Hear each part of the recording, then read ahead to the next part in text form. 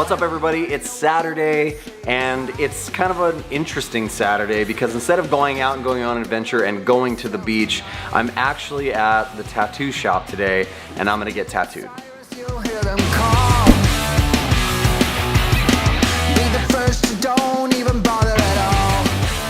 If you don't know, I have tattoos and my wife is actually a tattoo artist. And so we're here on the weekend just to finish up some projects, some unfinished work that's on my back and on my side and stuff, and just get those filled in and finished. And I figured I'd take the opportunity really quick before we start to talk about why I have tattoos. Fun fact, the Latin word for tattoo is stigma.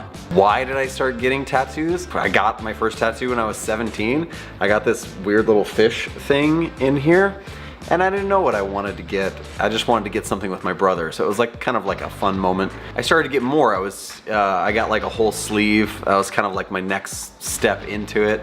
Fun fact, Americans spend approximately $1.65 billion on tattoos every single year.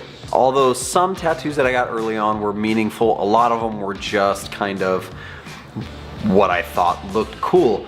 Fun fact, National Geographic did a study in 2000 and found that 40% of Americans have at least one tattoo. The reason I get tattoos now, I'm a little bit older, I'm not 17 anymore, I'm 33 years old. I continue to get tattoos now because, yeah, I still do like the way that they look and I'm already, you know, fairly covered, so why not keep going? But I think the bigger thing is like I get tattoos now that are more meaningful to me. And my wife was really the first person that I met who encouraged me to always get good work and always get stuff that is meaningful to me and to not rush into things and get things just because they look cool. Get things that are meaningful to you and make sure those things look cool as well. So, interesting fact, women are twice as likely to get their tattoos removed than men. I don't know, maybe just some advice, like if you're thinking about getting like a tattoo, make sure you really want it. You know, think about it like for months and months and months before you get it. Talk to everybody you know about, you know, getting it and what you think, and ask them what they think about it. Fun fact, the most tattooed man in the world is Gregory Paul McLaren, with 100% of his skin actually being covered in tattooed pigment. Second bit of advice would be, because my wife's a tattoo artist and I've had a fair amount of interaction with it, get things that are more traditional. Don't get, you know, things that are like something that your friend drew and you just think is kind of cool. Get something that's meaningful to you and get something that there is a style and an art of tattoo, and those are the things that throughout time have been proven to look good over time, because it is you are a canvas. Your skin is a canvas that's gonna fade and it's not gonna look so great later. So you want to get things that will look better longer. And there's a kind of a formula to that. So I think traditional stuff or neo-traditional stuff is better, just opinion, but those things I think look better longer, so maybe think about that. Can you describe for me the difference between neo-traditional and traditional? I mean, your back is done really traditional style, which is just kind of like really flat and really like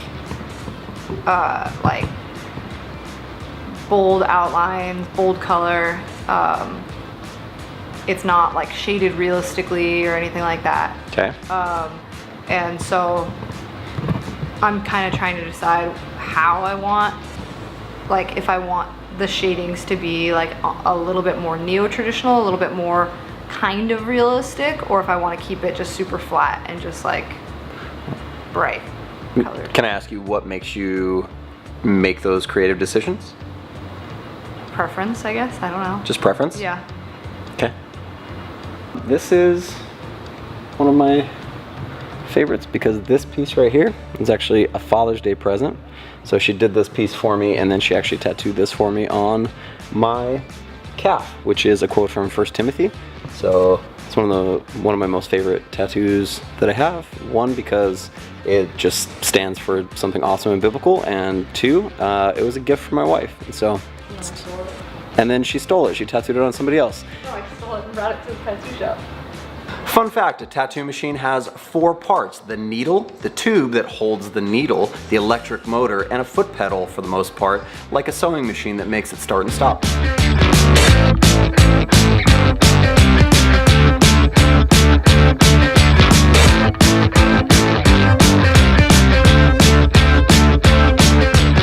No matter like how much how many tattoos I have or how many years that I've been getting tattooed, I still don't want to get tattooed. It's not like, and I still have to be mentally prepared, which means I need like 48 hours. And sometimes Amy will just say the day of, hey, you want to go down to a tattoo shop and I'll tattoo you? No, it's not how I want to spend my time right now. I'm not mentally ready for that.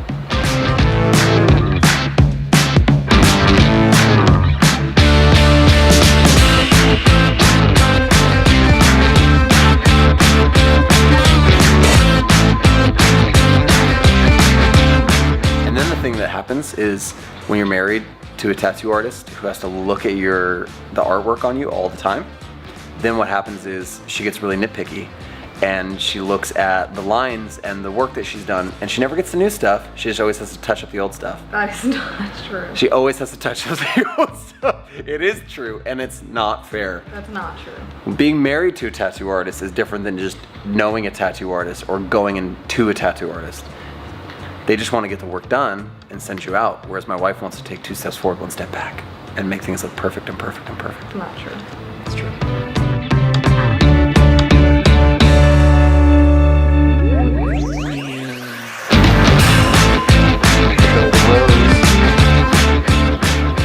Lastly, take good care of your tattoos. Be a good steward of what you have, right? So that's it. I'm tired now because getting tattooed does take it out of me a little bit, and my back hurts. And now I'm gonna go home and we're having a fellowship night at my house tonight. So I'm gonna go home and hang out with some friends and try to rest tonight. And we got work Monday morning. That's tomorrow morning. So back to it. See you guys later. I hope that was interesting. Bye.